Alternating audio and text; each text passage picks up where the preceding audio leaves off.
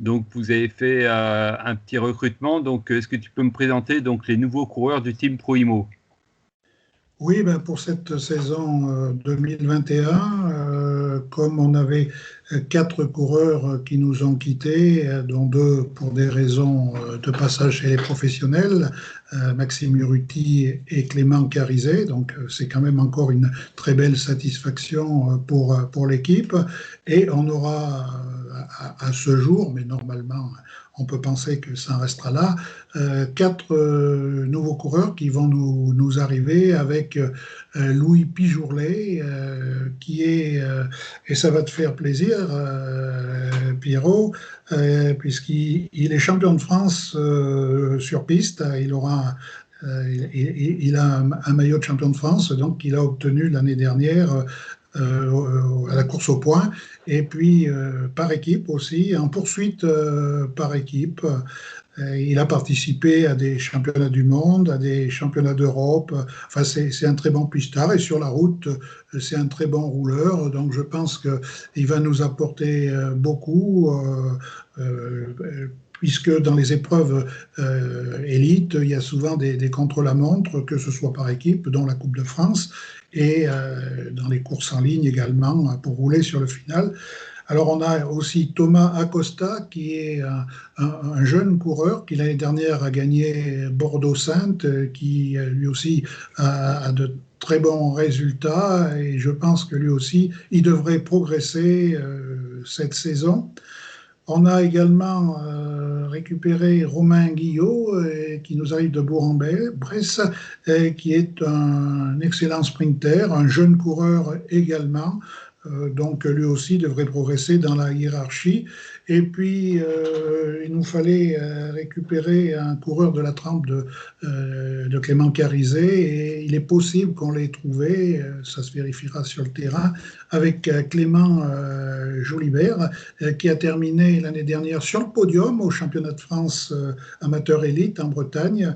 Et il a remporté également 6 belles victoires et il a terminé septième au classement direct vélo. Donc là encore, ça devrait être un excellent élément qui est relativement jeune aussi. Donc voilà nos quatre recrues pour cette saison 2021. Alors, effectivement, un très beau recrutement. Donc, une équipe qui est stable, hein, il y a pas eu beaucoup de mouvements, en fait. Et donc, je pense que vous avez des objectifs encore très élevés pour cette année. Déjà, le classement direct vélo, je suppose, la Coupe de France nationale 1. Et bon, est-ce que tu peux m'en dire plus donc sur vos objectifs? Oui, c'est certain qu'on va repartir pour essayer de remporter une nouvelle fois ce classement direct vélo. Déjà 3 années consécutives, on est le seul club à y être parvenu. Avant nous, il y a eu l'Armée de Terre, mais pas 3 saisons consécutives. Et nous, on va essayer de réussir les 4 années consécutives. Alors, on y a pris goût à cette Coupe de France l'année dernière, cette Coupe de France qui, malheureusement, m'a laissé quelque peu d'amertume cet hiver, puisque la Fédération française de cyclisme nous a refusé l'organisation de la Tria Charade pour faire partie des manches de cette Coupe de France. C'est dommage puisque quatre manches, ça faisait un petit peu juste. Là, c'était bien. On leur avait proposé de faire un contre-la-montre le matin sur le circuit et l'après-midi la course en ligne. Malheureusement, ce n'étaient pas les idées de la fédération. Donc, je ne reviendrai pas sur l'avis personnel que j'ai par rapport à ce choix de Coupe de France. Donc, Coupe de France, on va essayer bien sûr de la remporter une deuxième année, surtout cette année. Et là, c'est très récent, puisqu'il y a 4 jours, j'ai lu la nouvelle réglementation qui fait que cette année, les 3 premières équipes de la Coupe de France auront 7 coureurs qualifiés pour le championnat de France sur route. Donc c'est important d'avoir un coureur de plus que les autres équipes, bien sûr, de N1. Et puis surtout, nous, avec l'effectif qu'on a, sur 13 coureurs, on en a presque 13 qui peuvent disputer le championnat de France. Voilà, si on peut en avoir un troisième, un septième, pour cette Coupe de France, pour ce championnat de France, ça serait très très bien pour le team. Ça serait moins difficile à faire la sélection. Voilà. Oui, effectivement, le championnat de France, je pense que cette année, c'est l'objectif numéro un, puisque ce n'est encore jamais arrivé. Eh bien oui, depuis le temps qu'on y espère, cette année, à 2 kilomètres près, c'était le glas.